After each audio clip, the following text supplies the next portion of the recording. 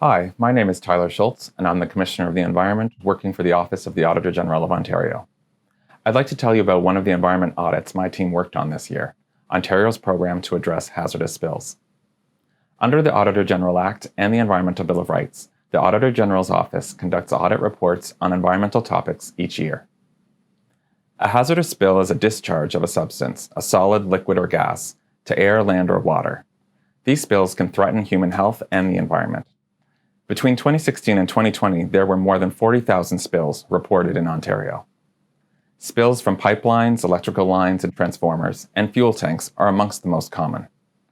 Over 90% of these spills had the potential to have negative impacts on human health and the environment, or both, according to assessments by the Ministry of the Environment, Conservation and Parks, the ministry responsible for this program.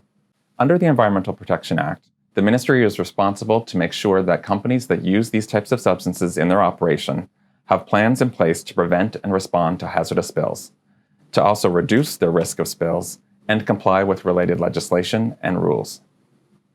When we looked at how the ministry did with its responsibilities, this is what we found. For the most common types of spills, the ministry doesn't require spill prevention and response plans. And the ministry doesn't report to the public sufficiently and quickly enough on hazardous spills. This is important because of the potential for health problems when people and other living things come into contact with hazardous substances. And we found that when ministry staff have to respond to hazardous spills, we estimated that it costs the province millions of dollars. And the ministry doesn't do enough to recover these costs. That means that Ontarians, you and me, are paying for these spills, not the companies doing the spilling.